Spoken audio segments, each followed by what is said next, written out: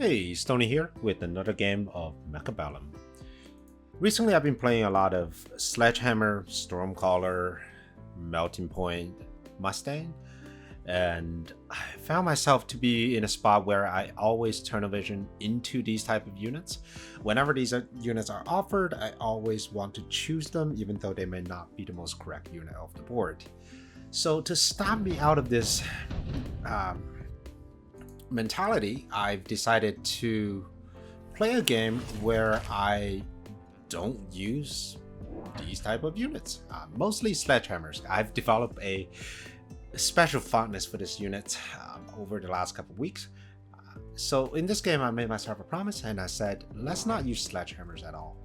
So I started off with the aerial specialist with Mustangs and Crawlers. My opponent is a heavy armor specialist with crawlers, no, not crawler, with steel balls and arc lights, and he added 2 sets of crawlers. Immediately, there is a bit of a problem because when you're against heavy armor specialists, your crawlers will not win a one-on-one fight. You will get an advantage if you upgrade, you will get a further advantage if you level, but that is a uphill battle because of the additional 17% health of his crawlers. And because I started with Mustangs and Crawlers, both are very low damage dealing units, and Mustang is essentially a pseudo chaff. There is very little chance that I will be able to take care of his steel balls, let alone his crawlers. So I went on a bit of a gambit and I said, you know what? I am probably not going to win the first round if we play fair. However, I am an aerial specialist. So why don't I sell one of my Mustangs, which are probably not going to do anything to his composition, and get myself a Wraith, which will clear out the crawlers just fine. And we'll figure out what we need to do with these heavier or higher health units in the later rounds. So I put all my units on one side, sold one of my Mustangs, got a Wraith, line up my crawlers in this line formation so I can get a stream of chaff going into his tower. Put my last crawler at the corner to serve as a very late crawler, and the reason I didn't put it directly down here is because I was banking on my my Wraith killing one of his arc lights, so by the time the end of this crawler reaches here, I'm hoping I would have killed one of these arc lights, so these crawlers will have a bit more staying power, allowing these crawlers to maximize their duration or their lifespan. So that's my turn 1, and fortunately my opponent did also choose to go with one side instead of go with a balanced build. But it didn't matter. If he went for a balanced build, I would win on one side, and it's just a matter of time of swinging over. But because he went with one side as well, so now is a head-on clash. He did not get any anti-air, probably not expecting any anti-air, any air in the first round. So this one is a automatic win for me.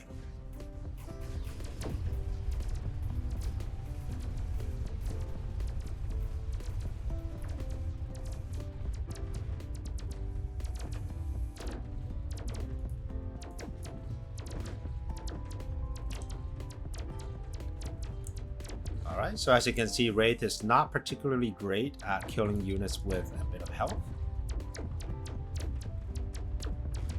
And to be honest, I'm not the biggest fan of Wraith, or at least I haven't been using Wraith as much as I should. For me, Wraith always represents a early counter, either with Phoenixes or with Melting Points, or just with a lot of giant units that Wraith aren't particularly good against. So because of that, I was always a little hesitant with going Wraith.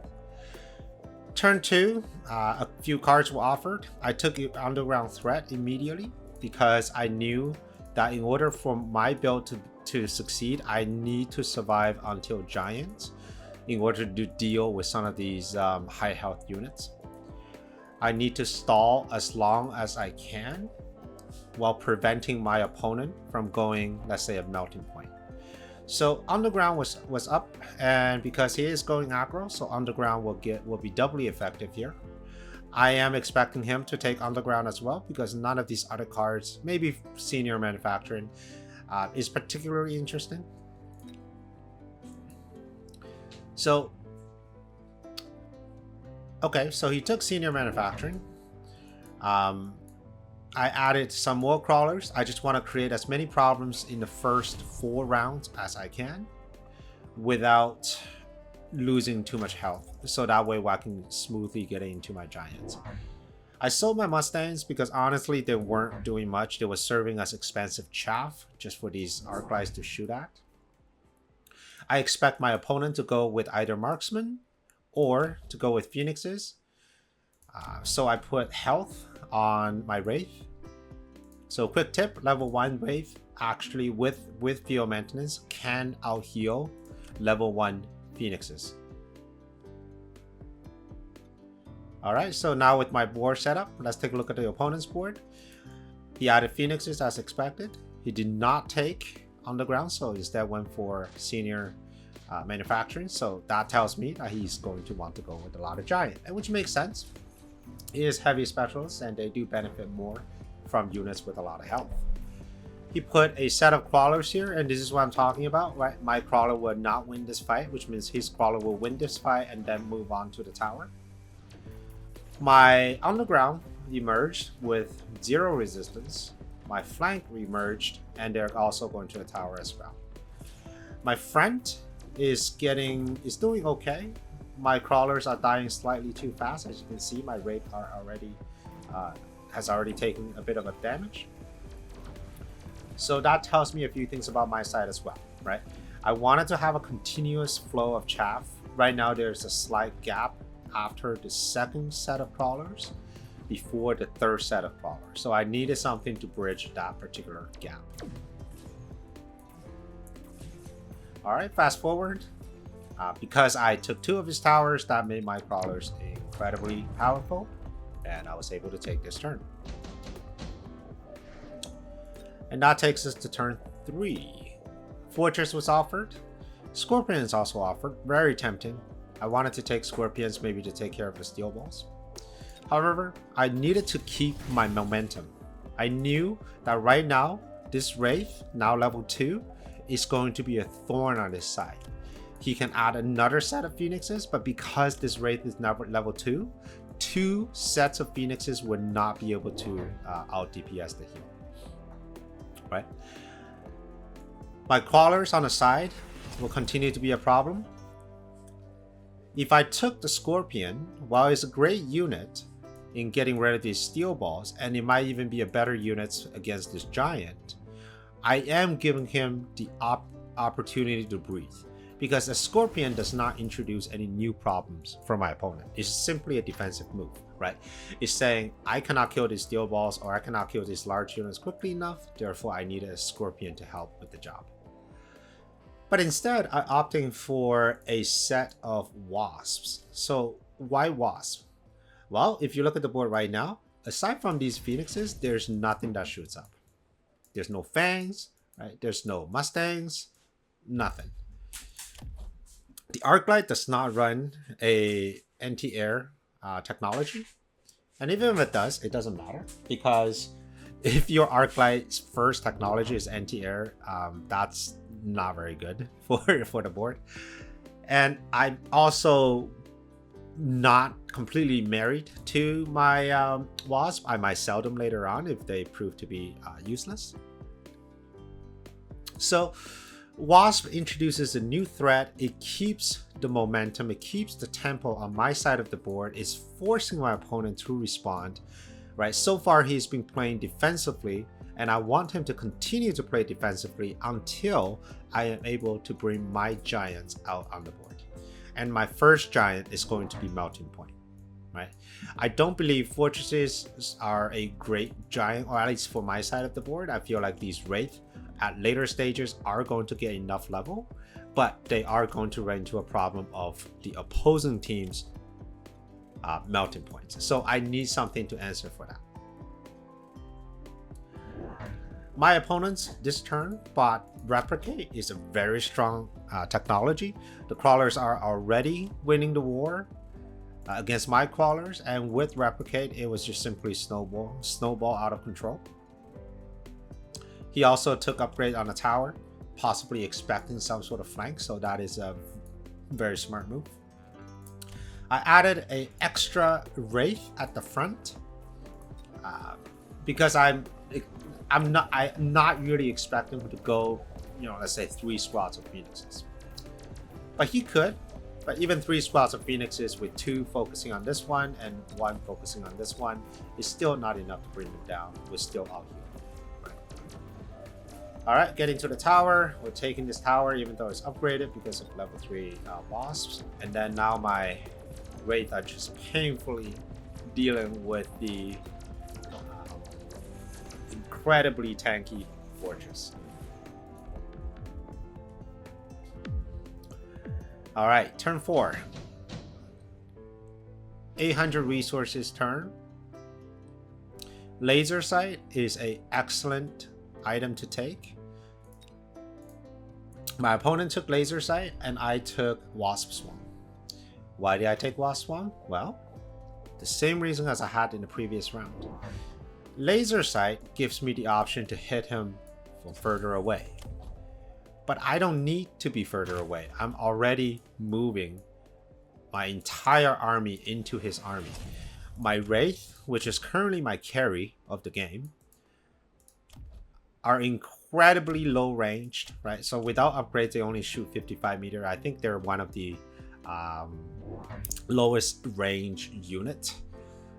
So a set of wasps shoot 50. I think steel balls probably shoot a little less. But for things that shoots projectiles, wraith have an insanely low range. This is a turn I want to bring out a giant. I use the melting point in answering these fortress right here. And this is also the turn I've decided, so let's keep the momentum. I still haven't seen any type of air or anti-air for these smaller air units. So I pick up the jump drive, move my wasp to the center,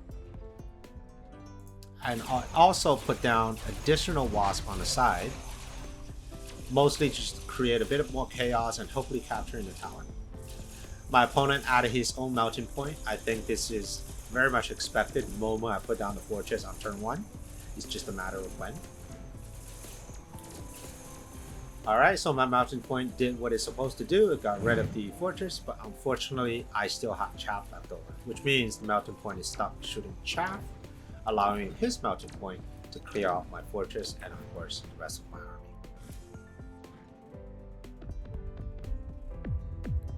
Okay, very good turn for my opponent, and it also revealed a few weaknesses in my composition. So first, never mind the cards. Well, I did take Wasp again because I want to just keep pounding him until he put down some Mustangs, which won't be that good against my Wraith, especially if I have armor. Or he will do like Fangs, which is not going to be good against my Wraith anyways. I just want to bait out some of these smaller anti-air units.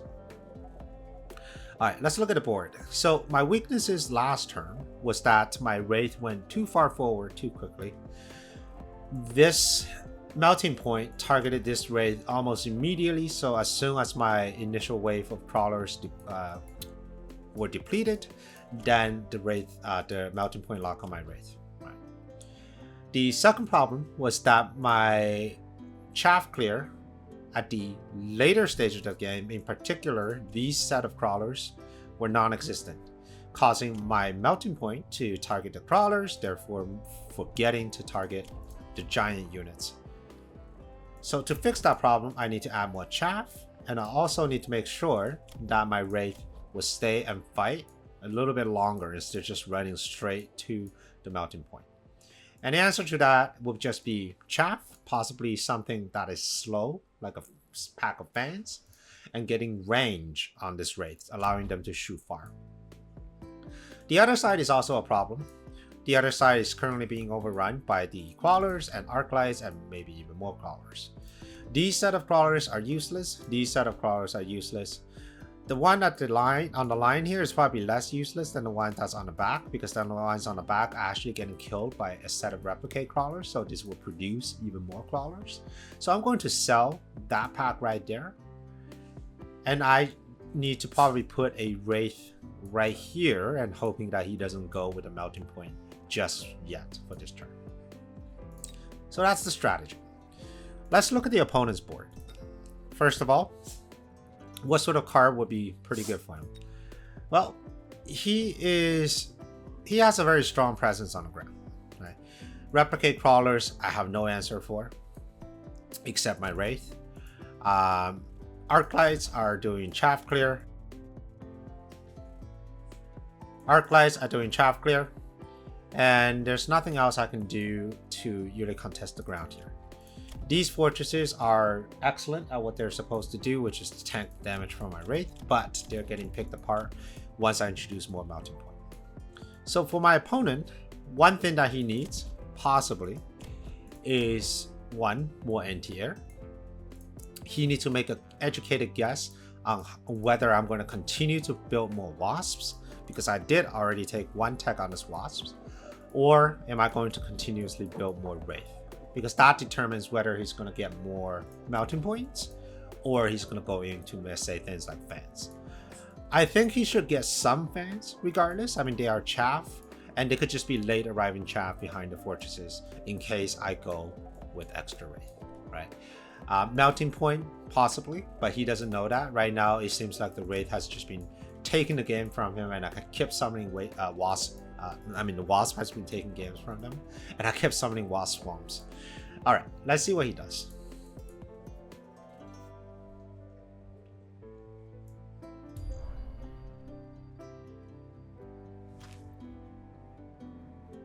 Okay, so first I put some wasp swarms in the middle, because last game I triggered the missile, so there will be no missiles in the middle, and also there's no crawlers in the middle, so allowing my wasp to go either tower. I put another Wraith here. I got range on the Wraith, and I put a set of fans right here.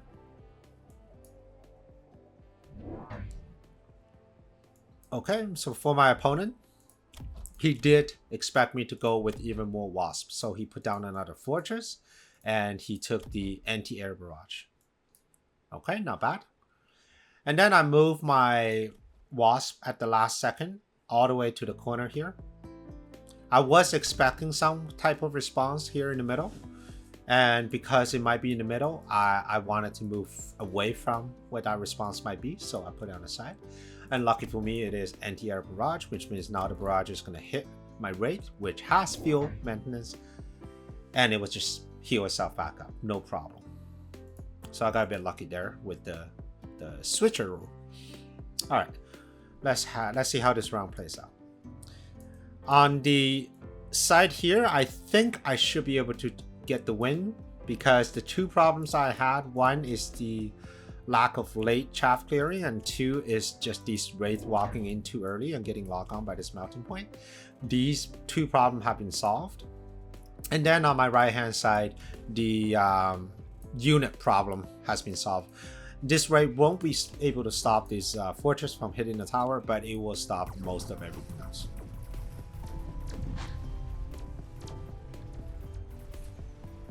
Okay, so as expected, this Wraith is staying at a safe distance. The fans are coming in, bridging that gap between the second and the third wave of crawlers. The crawler comes in. I even upgraded the level 2 crawlers here because I expect to kill that Arclight, which I did. And we simply overwhelmed this side. On the other side, we got the Wraith, who killed absolutely everything except this particular fortress. And it's just a matter of time for my units to turn around and destroy the fortress.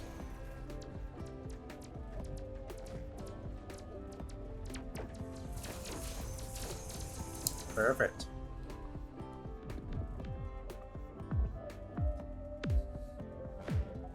All right, so I was able to get the opponent's health down to 1700, so we're within striking distance. I could take the loan at this turn, but I saw the lightning storm, so I hesitated.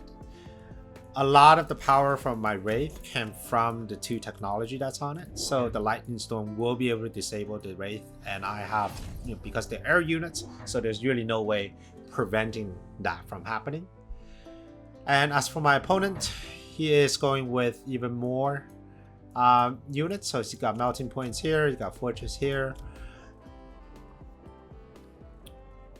I am preemptively dodging the lightning storm by moving this right through the corner. So I'm gonna assume that the lightning storm, if he chose the lightning storm, is gonna go here.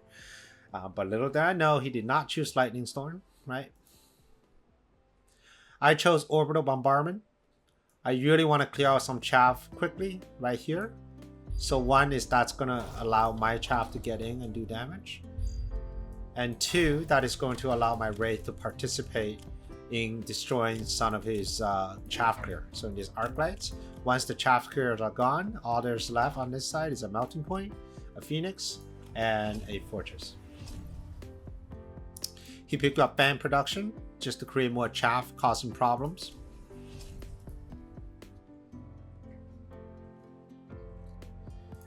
Okay. And I had a little bit more money, so I just end up taking the tower upgrades. He did put in a sneaky phoenix here, but these are level 2 towers, so it will take them quite some time to kill this tower. This fortress is doing great because it landed the anti-air barrage.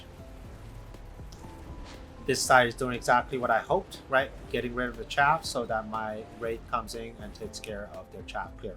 So right now, this side is in trouble because they have no chaff clear. My right hand side is in trouble because my raid was taken out by his melting point. And as a result of that, I have no chaff clear. Okay, got my tower. Alright, so now I'm on his tower.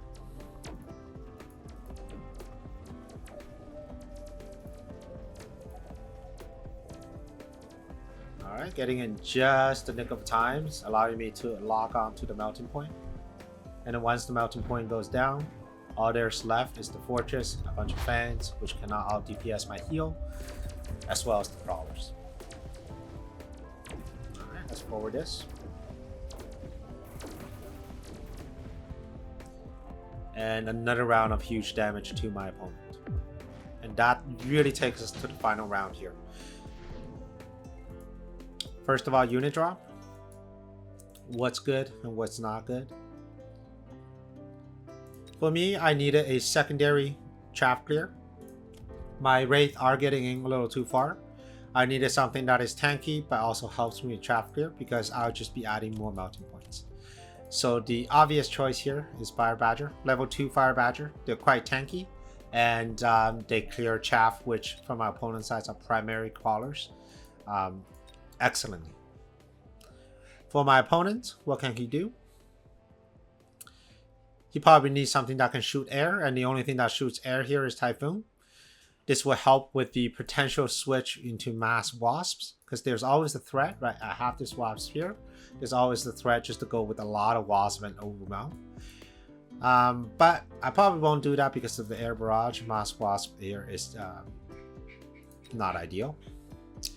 He could go with stone crawlers, but I really don't have a lot on the ground. I have a bunch of crawlers, which move very quickly. He could also do Fire Badgers. Fire Badgers make sense. Not as much as Typhoon because he's already got the chaff clear covered with these 3 arc lights. So one arc light is actually just shooting at this stream of crawlers. This one is shooting at this fan. This one is shooting at that fan. This one is shooting at this fan. So it's a pretty good setup. So Typhoon makes the most sense. Alright, so I got my 3 sets of Fire Badgers. I'm going to put them around my 2 fronts. When I'm placing my Fire Badgers, I look at how many waves of crawlers are going to pass through there. So on this side, there's going to be 1 wave, 2 wave, and possibly half of this wave. On this side, we're going to have 1 wave, half of this wave, possibly this wave. And I'm going to put another one down here just to bait these arc light maybe to shoot at the Fire Badgers. So when these crawlers eventually come in, and also this crawler that comes in, it will be a little safer. My underground threat is off cooldown, even though my crawlers aren't the most amazing unit in this game, especially against replicate crawlers from a heavy armor specialist, but they are still chaff, so they are still going to tank shots from all the units. I moved my wasp. They are level 4 now. I was debating of selling them. I probably should have sold them and in turn get another melting point, but for now I decided to keep them here just to create a bit more chaos. Level 4 wasps do have quite a bit of health, and they are pretty they deal pretty decent damage as well. Alright, I took the long temporary range, cheeky missile. Nope, that's my opponent's cheeky missile. Guarded my flank with just a set of fangs. Alright, my first wave of chaff goes in. Melting point locks onto the giant. Lucky for me that this melting point is still dealing with the chaff. This is where my level 4 wraith is paying off, because it is preventing this melting point from locking onto my wraith. 2 of my melting point is already locked onto his wraith, his typhoons. Clear out the chaff, get onto the fortress. On this side, the melting point never had a chance to even lock onto the wraith. My fire badger is serving his role as a tank, so he moved further forward. Right, this wraith survived for the entire round. Fortress gets locked on, melting point gets locked on, and this is GG. Alright, let's take a look at the board. Let's reflect on what we did right and what can the opponents do. So the first thing first, if the goal was to play an unconventional game away from Sledgies, Stormcrawlers, Mustangs, and Melting Points, I think I've achieved that successfully. Not only it was deviation from the standard, I also played aggressively, which is something that I don't do a lot of. I used a unit that I'm normally not a huge fan of, which is the Wraith, and I try to make it work, right? And as you can see, with proper chaff support, with a pivot into a melting point in a later game to deal with giants, these Wraith are actually quite good. I think I did okay in keeping up the tempo by picking the 1 underground thread. I think I took 2 wasp swarms. I flank on the side. I moved my wasp on the side. I was just trying to create as many problems for them as I can, and I'm trying to bait out things that are unnecessary. And I did, right? So the anti-air barrage, yes, he got maybe 1 use out of that when my wasp was here, but aside from that, it really didn't do anything, right? And that is a 200 cost technology, I believe. And not only that, it made his next technology, which is fan production, 200 more expensive. I think the timing of my melting points were good. This one essentially came out the turn after the fortress. This one came out the turn after that. And of course, this one came out the turn after that. My chaff management is a little bit better than what I have in usual. I did get a bit of a scare. I think it's on turn 3 when my Wraith just moved a little bit too far, got shut down, and wasn't able to clear out these late chaff. But aside from that, I'm fairly happy with my board here. On my opponent's board, what can we do better?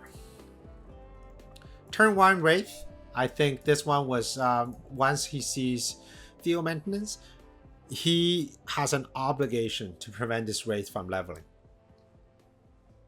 If he can prevent this Wraith from leveling too far, he should be able to take it down with just Phoenixes without having to go with Melting Point. He is not Giant Specialist, which means it does cost him to go Melting Point.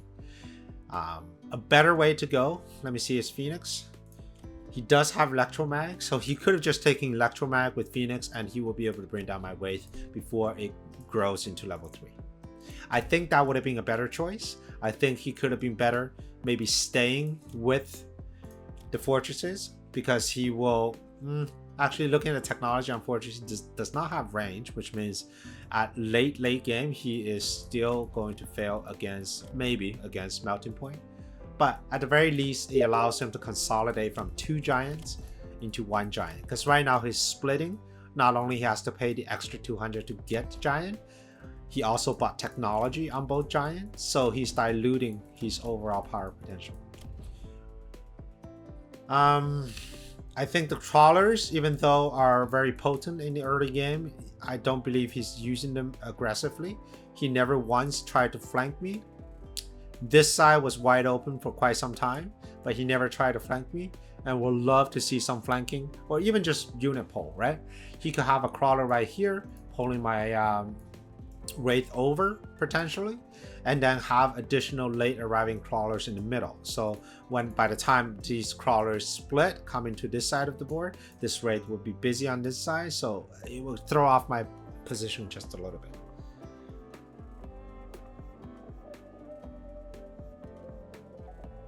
I think ultimately where my opponent lost really comes down just to chaff clear. The chaff clear was simply not as efficient, so that my units were able to get in and do the damage. Well, thank you very much for watching this game. I hope you enjoyed it, and I hope to see you on the next one.